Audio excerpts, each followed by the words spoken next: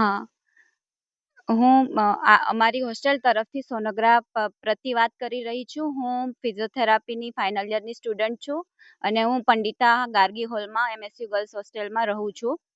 આજે આ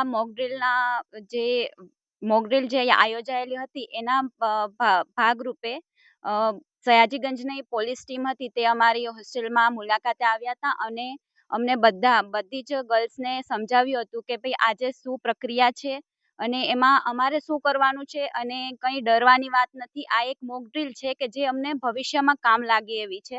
તો એના માટે ખાલી અમારે સહકાર આપવાનો હતો અને એને અમને એવું પણ સમજાવ્યું કે સંભવિત હવાઈ હુમલો થાય તો એમાં અમારે કયા પગલાં લેવા અને શું કરવું અને એમાં કશું ડરવા જેવું નથી અને અમારે કઈ રીતના સાવચેતી રાખવી.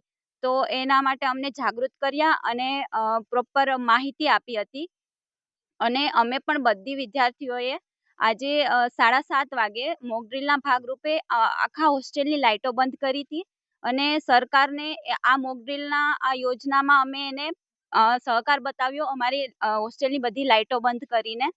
અને અમે આ વહીવટી તંત્રના સજાગ અને જાગૃતિવાળા જે પગલાં ભરે છે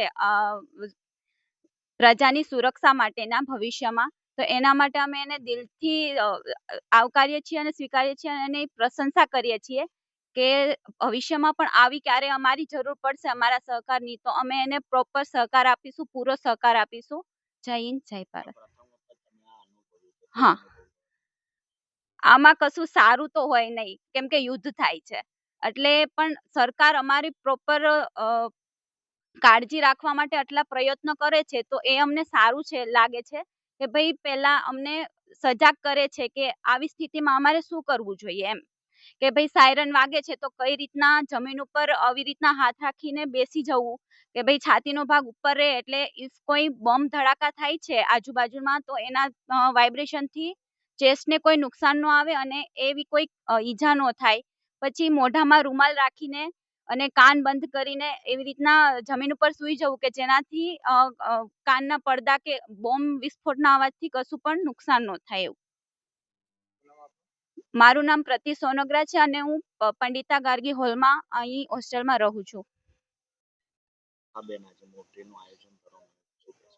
આજે મોકડ્રીલનું આયોજન કરવામાં આવ્યું હતું. એના હેઠળ અમારી હોસ્ટેલમાં સયાજીગંજ પોલીસ સ્ટેશનમાંથી ટીમ આવેલી હતી. એને અમને જાગૃત કર્યા હતા કે કેવી રીતે બધું કરવાનું છે અને જ્યારે સાયરન વાગે ત્યારે કઈ કઈ કાળજી રાખવી અને 7:30 થી 8 વાગ્યા સુધી અમારા હોલમાં અને આખી MSU ગર્લ્સ હોસ્ટેલમાં બધાએ લાઇટ્સ ઓફ કરી અને આનું પાલન કર્યું હતું.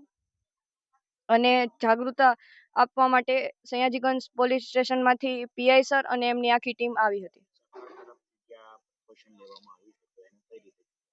સરકાર તરફથી જે આપણને શીખવાડવામાં આવ્યું છે એ સારી વાત છે કે આપણને જે યુદ્ધ નથી થયું એના પહેલા જાગૃતતા કરવામાં આવે છે કે યુદ્ધના સમયે કઈ કઈ કાળજી રાખવી અને કયું કયું ધ્યાન રાખવું. મારું નામ વેગડા તનિષા છે. હું કસ્તુરબા ગાંધી હોલમાં રહું છું અને MS યુનિવર્સિટીમાં અભ્યાસ કરું છું.